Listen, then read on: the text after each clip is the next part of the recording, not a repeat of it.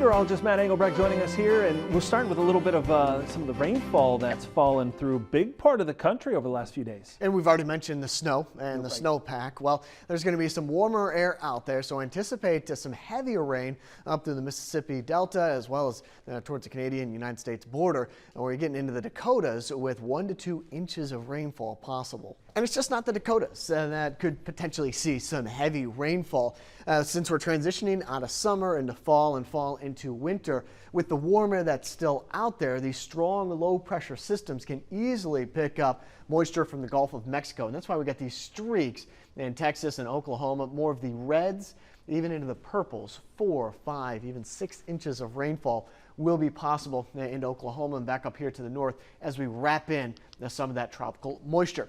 For once, though, we're starting to dry out a little bit through the southeast. We had a low pressure system, kind of a mixed low pressure system off the coast, brought some rain to North Carolina, South Carolina, as well as Georgia and Florida last week. We'll get a bit of a stretch, 2 or 3 days where things will start to dry out along the east coast with that low pressure system moving away from the United States. Here's what it looks like from the jet stream perspective. So 30,000 feet in the air. We've got a ridge of high pressure where that quiet weather currently situated in the southeast, and a little bit more turbulent with that snow coming down and rain on the east or the right side of this low pressure system that we're seeing in the jet stream. Going forward, this is going to eject to the north and deepen with a trough back down to the south by Thursday and Friday. And that's going to influence some colder air to move in from the northwest down to the south, keeping things pretty quiet again through the southeast. As that low or that trough moves across the United States,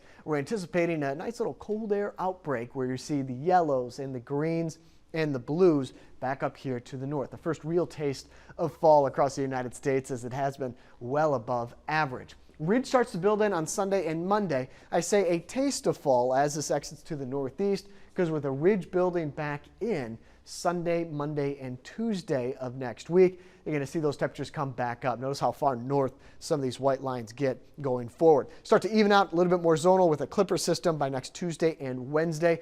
Should bring temperatures back down, and then more ridging going on back here to the west. So we're kind of in more of a 5 to 6 day pattern between the troughs and the ridges. Let's start off in Arizona. Roosevelt, clear and cool east wind, high around 67 degrees, 44 with a low. Mobeetie, Texas, sunny and calm west wind, high of 74, and Walnut Hill, Tennessee, morning fog, partly cloudy.